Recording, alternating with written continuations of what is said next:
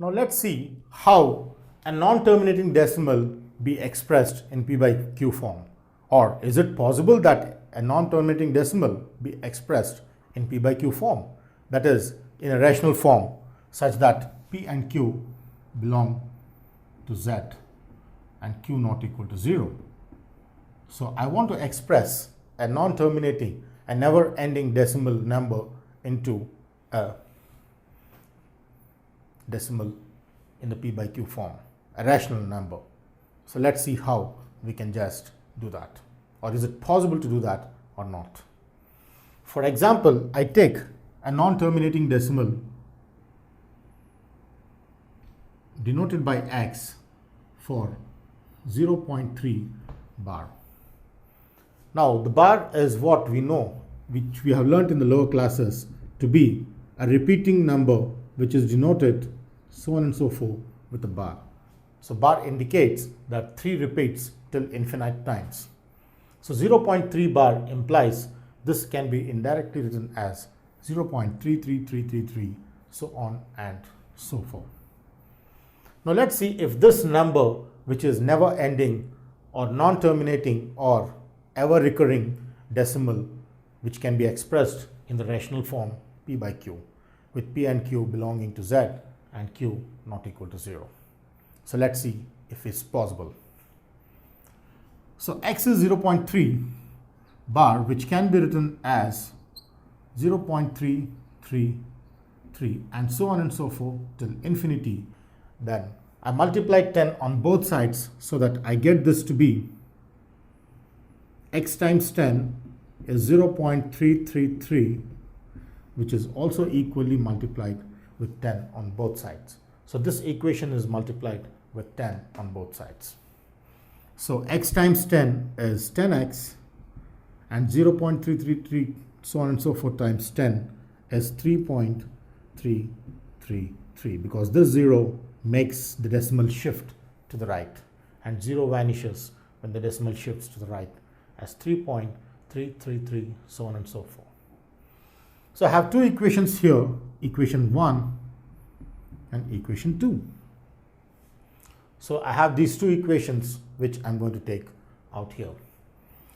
So with equation 2 being 10x equals 3.333, so on and so forth, and my equation 1, which is 0.33, so on and so forth, I try to subtract the two equations so that this, on subtracting, changes the sign, and I get 10x minus x, which is 9x, and 3.333, so on and so forth, minus 0.333, so on and so forth, will exactly give me 3.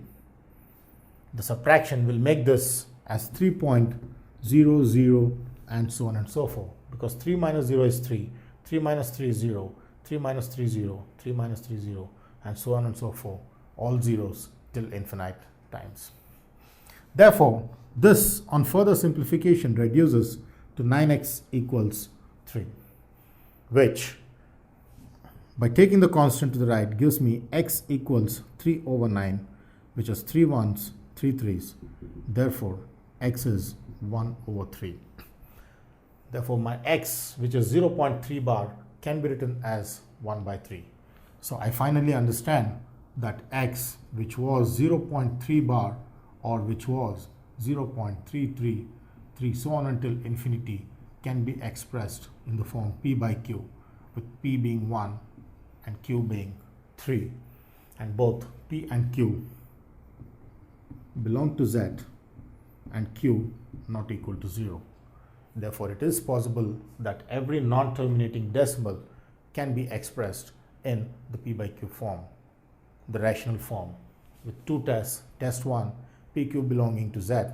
Test 2, Q not equal to 0. Now let's see what if the non-terminating decimal or the recurring decimal is with two decimal places. In the previous session, we have seen a number which has one decimal place, 0.3 bar. Suppose I have the bar for 2 digits. Let's see how we can construct, or how we can convert that into rational form. Or is it possible, or it is not possible, for construction is what we're going to investigate in this session. For example, I take my value of x, which is 2.69 bar. Suppose my bar is for 2 digits, then the only thing I do is I just try to expand this, repeating the bar all the times. And the secret behind this is to shift this decimal not by one place but to 2 places, because it is the repeating number which is taken into account every time we try to convert the non-terminating decimal into p by q form. So I have this to be the number which repeats is after every 2 digits, therefore the decimal has to shift twice on the right, which is possible by multiplying 100 on both sides, because if I multiply 10, the digit moves only 1 unit shift to the right, but if I multiply with 100, the 2 zeros make the decimal shift 2 units to the right. And therefore, when I multiply x with 100 on both sides, I get this to be this times of 100, and which on further simplification gives 100x equals 269.6969 and so on and so forth. And my original x, which is this, converts to be x equals 2.69696969. The reason behind putting the decimals same is that when we subtract, all the decimals should get vanished, and therefore in order to make the decimals equal, the only possibility is by multiplying 100 on both sides, so that here I can subtract so that all the decimal values vanish to 0. So after this, my next step is to subtract, so that 100x minus x is 99x, and 269 minus 2 is 267.69000000, and so on and so forth, is how it vanishes in the decimal part when we subtract through multiplying 100 on both sides. So I get this to be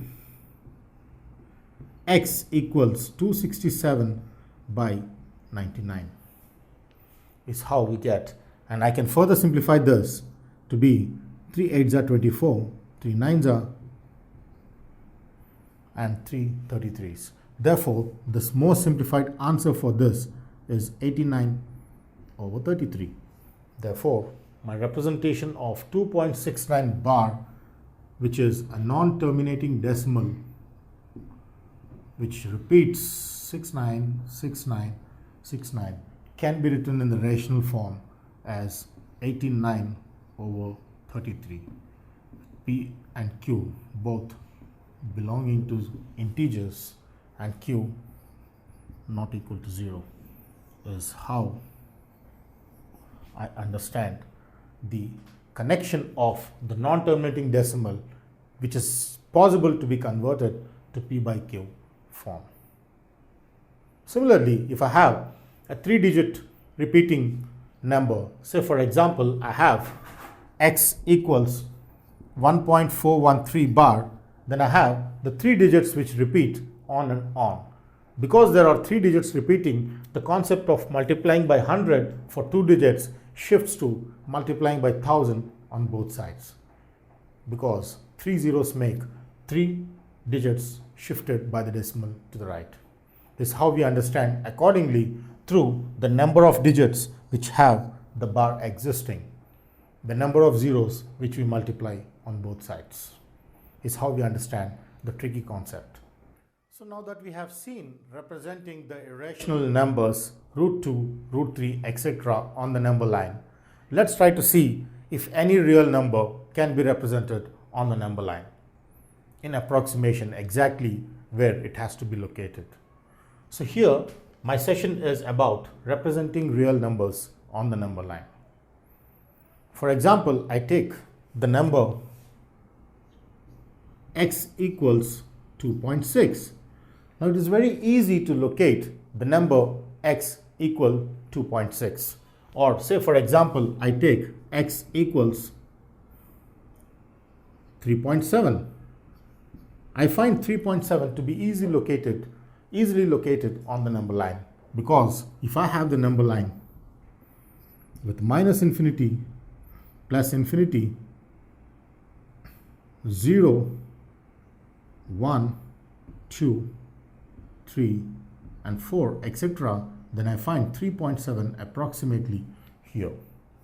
So how do we get this to be approximately on the right side is how we're going to discuss in the number line. So this representation of 3.7 is just because if I take a second number line which is extended which is zoomed out for between 3 and 4, I see that between 3 and 4 I have 10 different scales.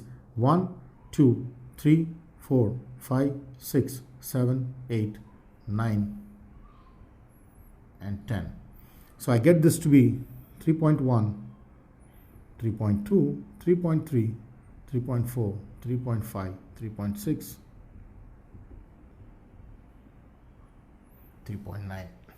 So between 3 and 4, I again subdivide the scale into 10 units, breaking up at each unit being 3.1, 3.2, 3.3, 4, 5, 6, 7, 8, 9, and 10. Is how I get this point, exactly the 3.7, which is located by using the second number line out here. So my 3.7 is located through subdividing the scale between 3 and 4 units into re-subdividing again into 10 different units, so that I can exactly locate 3.7 on the number line. Say I continue this with the number x1, which is 3.74. I would like to locate the number 3.74, which is again more approximate value than 3.7. So what do I do with this number line? I start with the first number line between 3 and 4 somewhere out here. Again I subdivide. I get between 3 and 4 10 different units, and again 3.74 lies between 3.73 and 3.75. The value on the left of 3.74 is 3.73, and the value on the right of 3.74 is 3.75. So what do? I pick between, and also this value is between 3.7 and 3.8. So this value of 3.74 lies in the region between 3.7 and 3.8. So this is the region where this value lies. Therefore, I try to again break up this interval into 10 subdivided intervals. Now let's see how the number 3.74 up to 2 decimal places be represented on the number line exactly through its subdivided interval. Now as we know that 3.74 lies between 3.7 and 3.8 in this interval of, we'll try to make a number line between 3.7 and 3.8 subdivided again into 10 different intervals. So we get this to be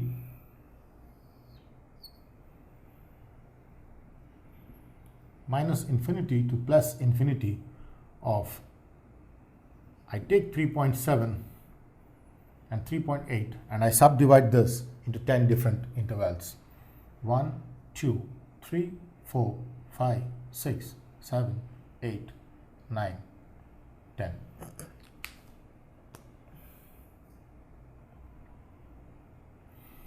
So I get this to be 3.71, 3.72, 3.73, 3.74, 3.75, 76, 77, 78, 79, and this is finally 3.8. So my 3.74 can clearly be identified to be out here, which is 3.74. is how we understand the subdividing of intervals through which we can reduce or zoom in and zoom out the real number line accordingly as the number of decimals increase or decrease. For example, I continue further with the new number x2, which is 3.742. Then I have my third decimal, which is 2, and I clearly have this number lying between 3.74 and 3.75. So I try to locate the region between 3.74 and 3.75, and I make a new number line breaking up with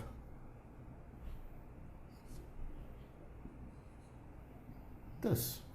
And I have my 3.74 divided into different subintervals 1, 2, 3, 4, 5, 6, 7, 8, 9, and then finally I get to be with 10th interval, which is 3.75.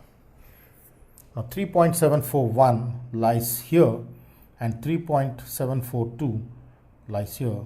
743, 745, 746, 747, 748, 749, and 3.75 is what we get out here. Therefore, the number 3.742 is said to be exactly lying out here. So here is what I identify, and proceeding similarly, as the number of decimals increase, the number of number lines get zoomed in and zoomed out, and where again the subdivided intervals can make me locate exactly the number fixed located on the real number line. Therefore, finally, the learning outcome is that every real number can be represented on the number line, however big the number of decimals are. The successive magnification of the given decimals through the successive magnification of the number line will finally give us, through the first magnification, which gives me the value 3.7, the second magnification, which gives me the value 3.74, and my third magnification, which gives me the value 3.742, is how I identify that through different successive magnifications, I can visualize and locate the given decimal values on the real number line. Successive magnification is possible for identifying the real numbers on the number line. Now let's see the different types of operations which are applicable in real numbers, mostly the rational numbers and irrational numbers, which play a vital role in simplification process. For example, I have two real numbers. Say my x is root 3 plus root 2 and my y is root 3 minus root 2, and I wanted to know clearly x is an irrational number and my y is also an irrational number. So now let's see what the product would yield in its simplification through operations using real number properties. So when I multiply the two irrational numbers x times y, I find that x being root 3 plus root 2 is substituted for x, and root 3 minus root 2 is substituted for y respectively in the product. Now clearly I identify that this is in the form a plus b times a minus b, which equals a square minus b square, as learnt in the lower classes. So a plus b times a minus b is a square minus b square. Therefore, root 3 plus root 2 times root 3 minus root 2 is root 3 square minus root 2 square, is what we get in the form of the product. So root and squares cancel. So root 3 square is 3 and root 2 whole square is 2. Therefore, my product xy is 3 minus 2, which is 1. Now clearly I identify that for two irrational numbers when multiplied is giving me a rational number. Moreover, it's an integer or a natural number or a whole number. So the product of two irrational numbers can yield a rational number, is how we identify the concept of rational numbers connected. Therefore, my outcome is product of two irrational numbers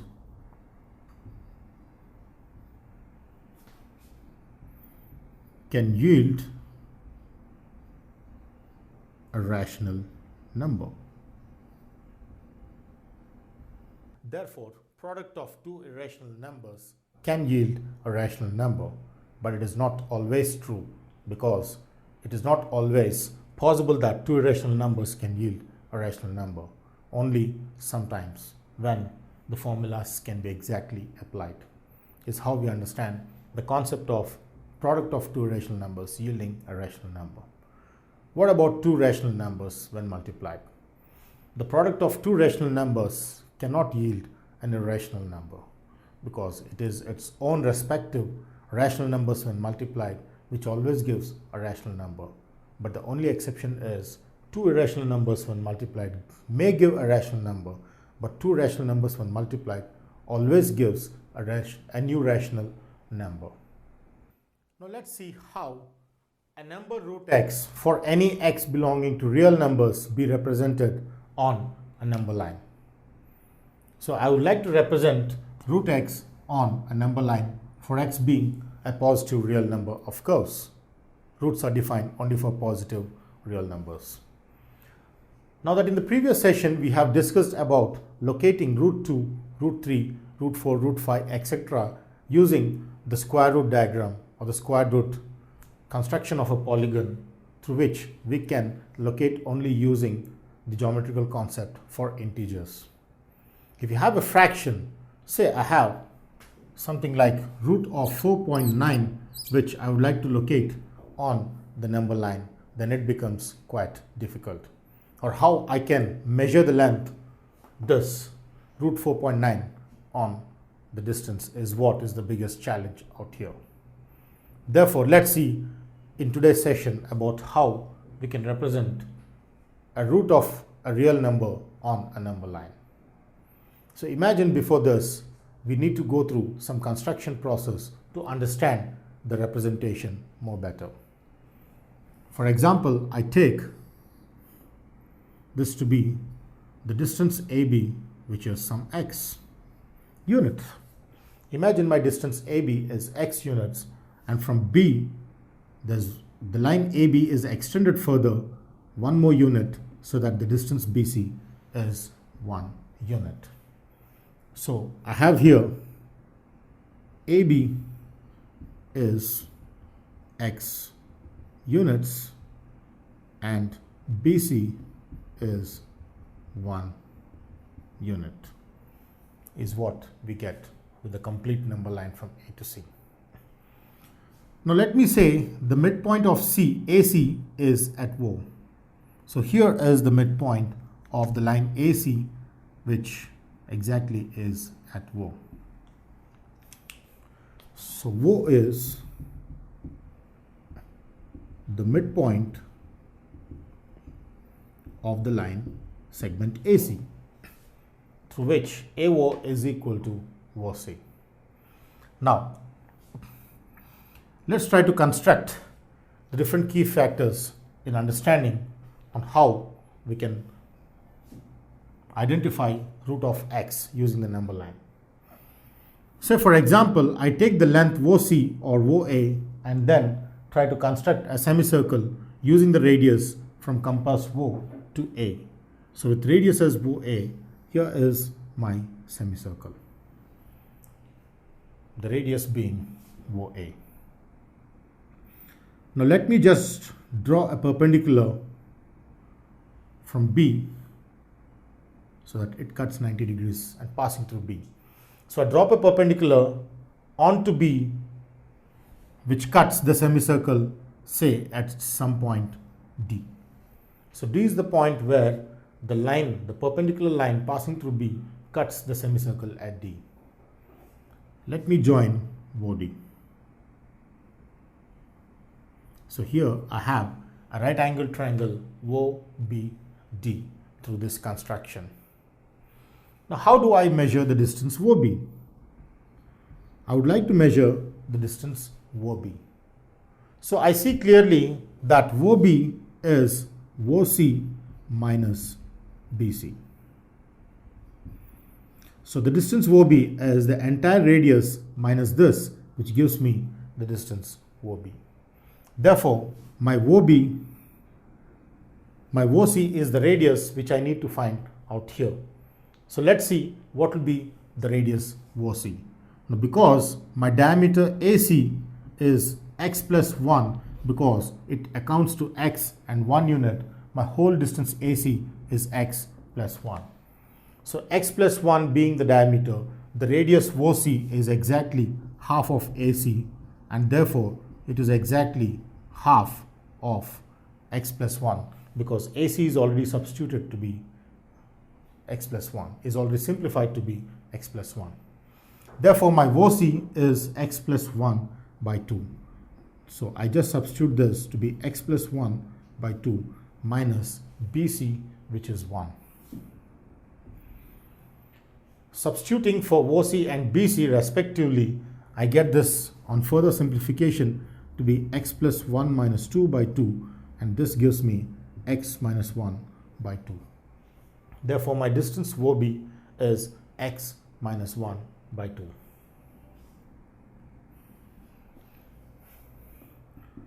Therefore, my distance OB is x minus 1 by 2, and my distance OD is nothing but distance OA, which is already identified to be half of this. So OC is nothing but OA, and the distance OD is equal to distance OA, which is already identified to be x plus 1 by 2, because this and this and this are the radius. The radii of the circle are equal. Therefore, my OB is x minus 1 by 2, and my OD, which is simplified out here, is x plus 1 by 2. Now I have OB and OD, through which I am going to find the length BD. To find the length BD, we are going to use the triangle, right angle triangle OBD, and then through Pythagoras theorem, let's try to find the length BD. So to find BD, I take right angled triangle OBD, in which I have OD square equals OB square plus BD square, using the Pythagoras theorem. Now, OD square is x plus 1 by 2 whole square, because I have OD which is substituted out here.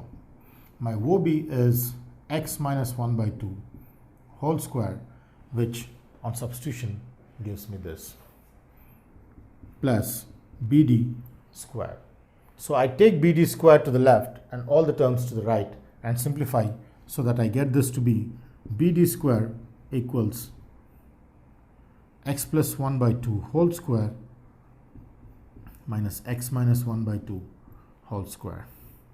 Now this, on further expansion, gives me x plus 1 whole square by 4 minus x minus 1 whole square by 4.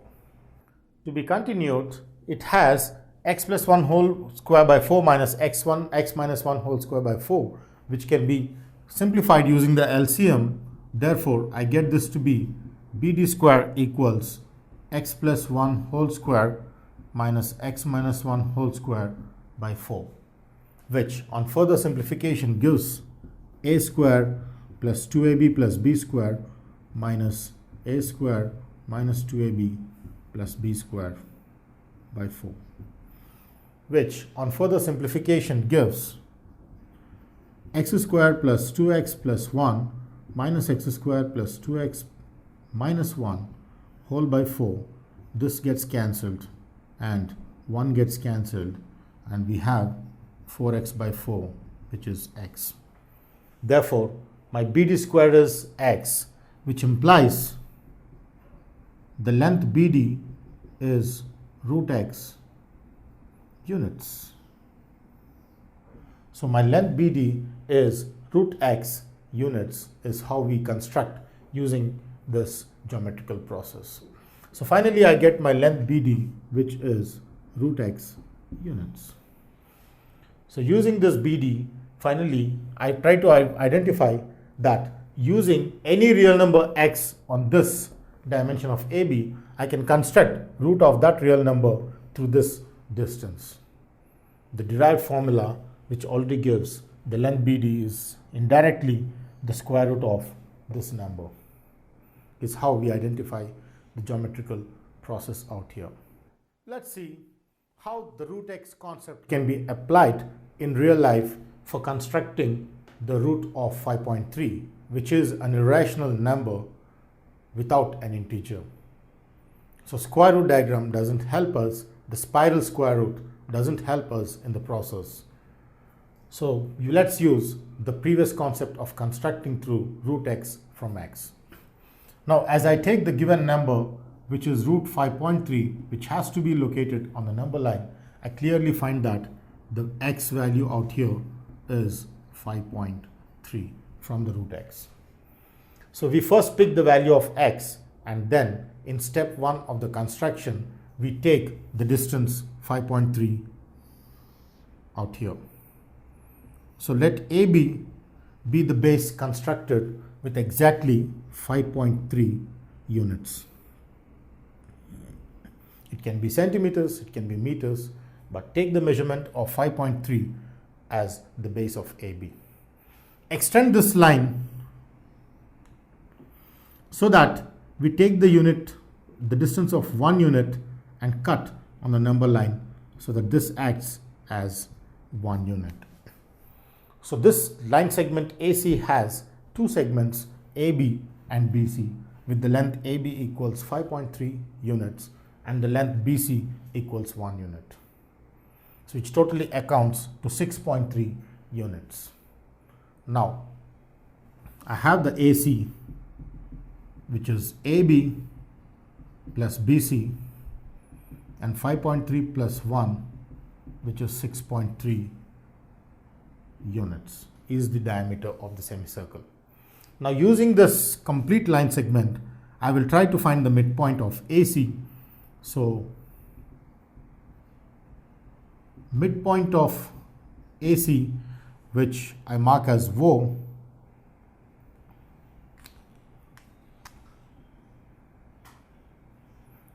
is assumed to be the center of the circle, and let's see what is the distance AO or OC.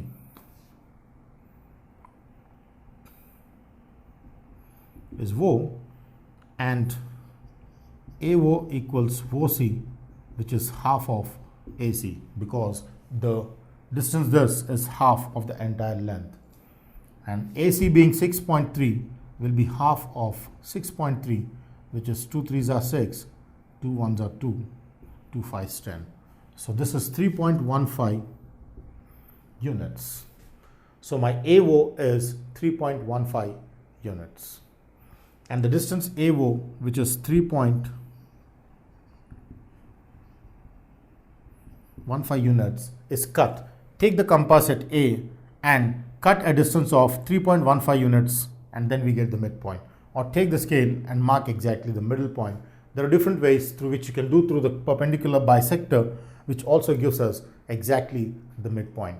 Take more than half, cut an arc, cut an arc, cut an arc, cut an arc, and we get the midpoint out here for the line AC by fixing at A and C and cutting the arcs. So once we get the midpoint O, I assume that my distance AO is nothing but the distance OC, the radii, and then that is equal to 3.15 units. Now take the center and draw a semicircle with OA as the radius. So the next construction is to draw a semicircle in this manner. So once a semicircle is drawn through O with the radius as OC or OA, I get a semicircle in this manner. Now from here, the next step is to drop a perpendicular from B. So put the protractor at B and make a 90 degrees through the line AC.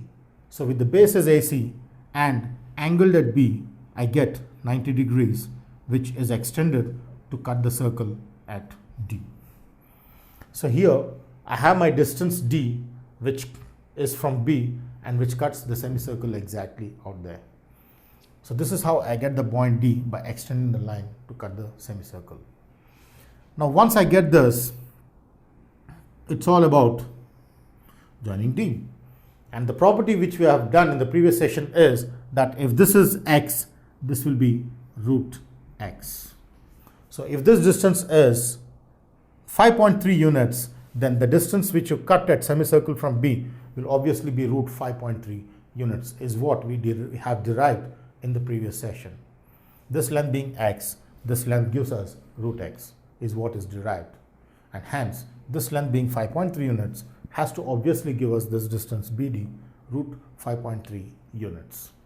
And hence, this distance, again taken on the number line, will cut from 0, take this distance and cut here, then I get this to be root 5.3 unit. And that is how we can mark it on the number line, where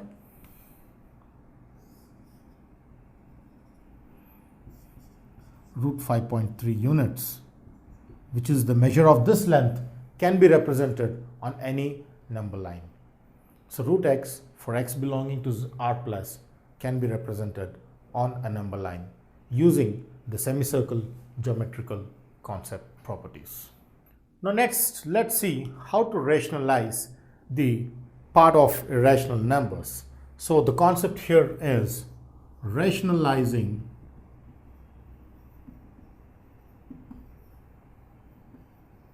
the irrational numbers.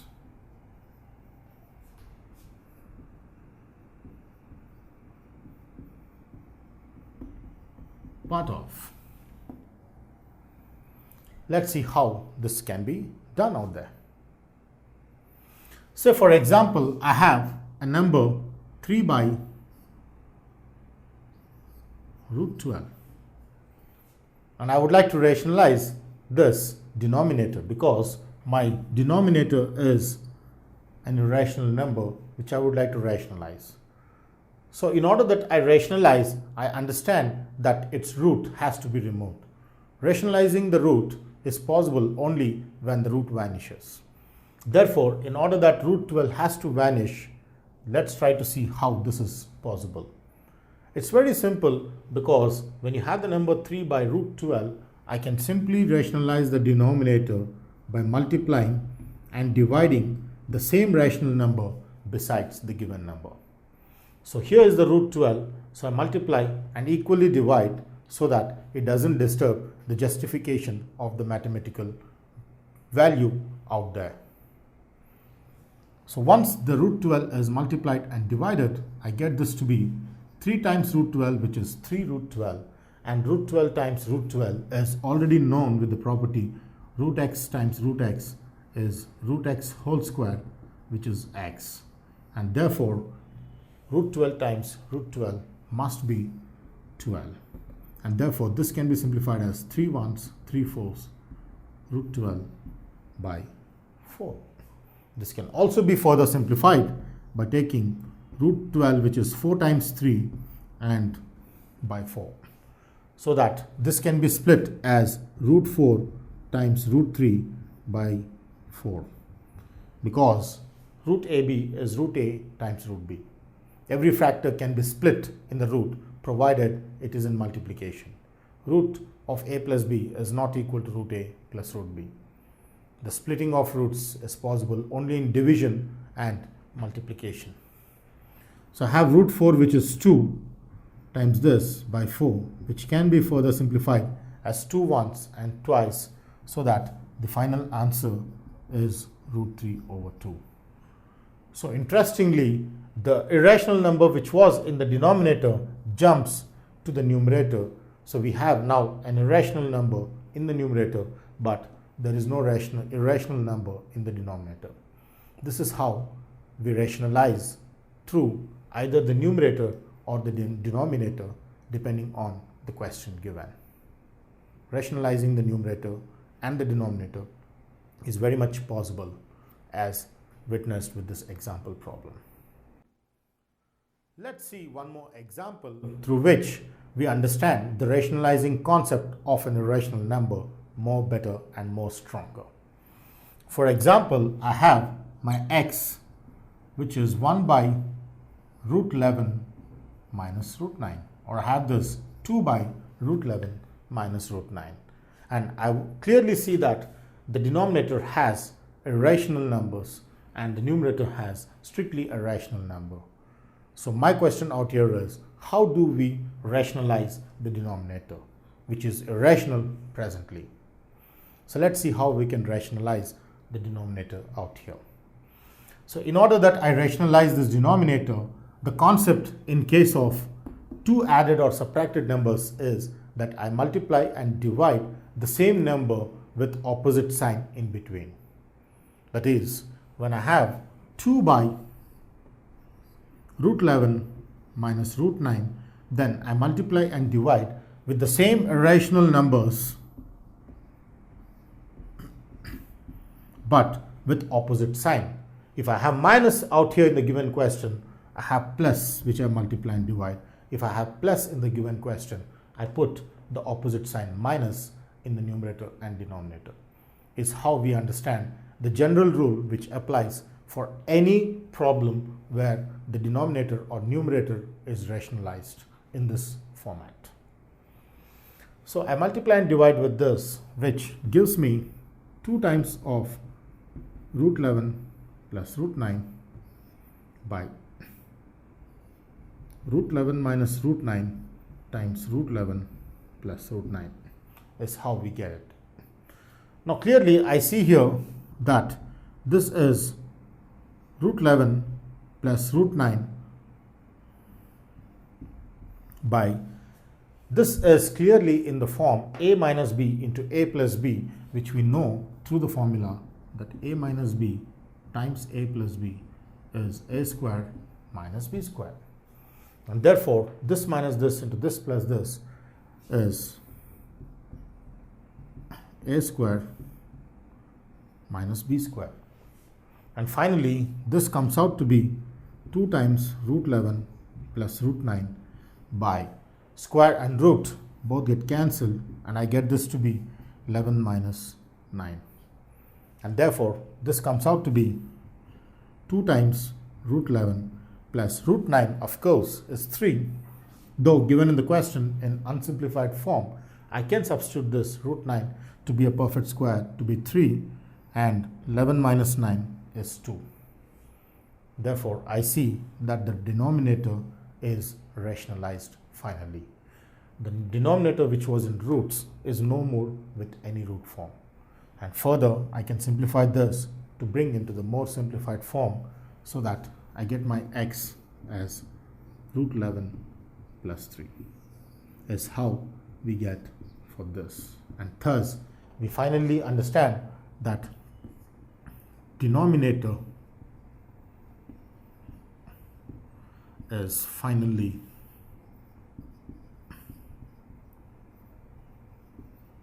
rationalized.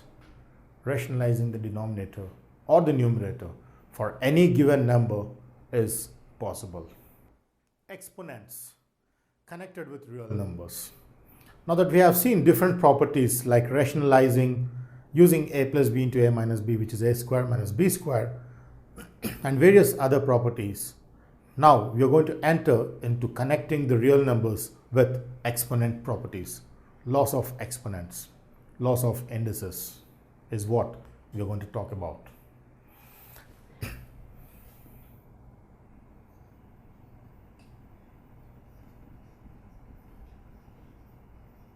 Laws of exponents in real numbers. So let's see how they are collaborated or interconnected with each other. Without the use of laws of exponents, we cannot proceed further by operating the real numbers, is how we understand this session being important and to be learnt in the number system, in the topic of number system. Now we know that the laws of indices are a power m times a power n is a power m plus n, the most famous law of index which you have learned in the lower classes. Similarly, the next law of index is a power m by a power n, which is a power m minus n. This is how we understand this. So based on these two properties, let's see how we can simplify some different examples where real numbers are given in this form. For example, I have a question which says simplify the real numbers which are expressed in the form fifth root of 7 cube root of 7 into root 49.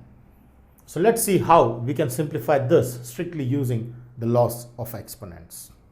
Now clearly I see that this can be simplified initially by extracting the roots. So because it's in the fifth root of 7, we understand that nth root of a is a power 1 by n, and hence fifth root of 7 is 7 power 1 by 5, and root 49, which is 7 because root of 7 square, and cube root of 7 is 7 power 1 by 3. So basically when we discuss about laws of exponents, we think of making all the bases equal is the rule we need to identify. So because the given question has different bases, my first target was to make all the bases 7 equal.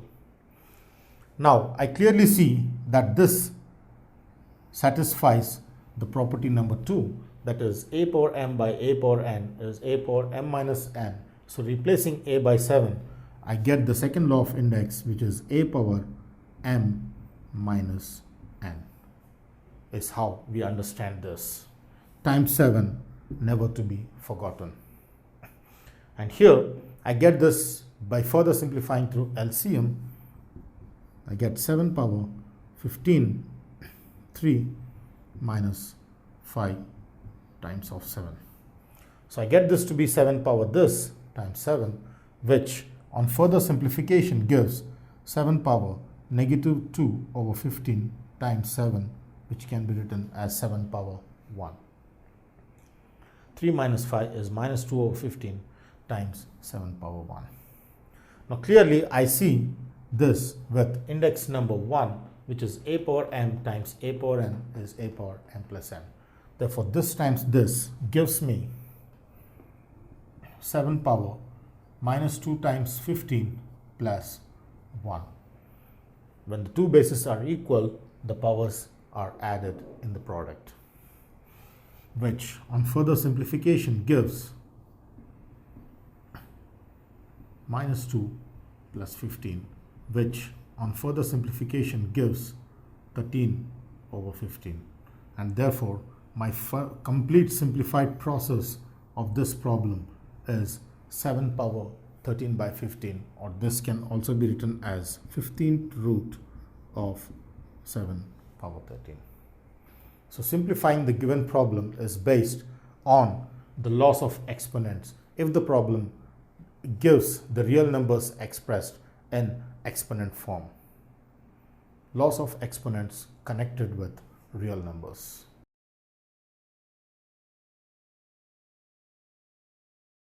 If you like this video, please give a thumbs up.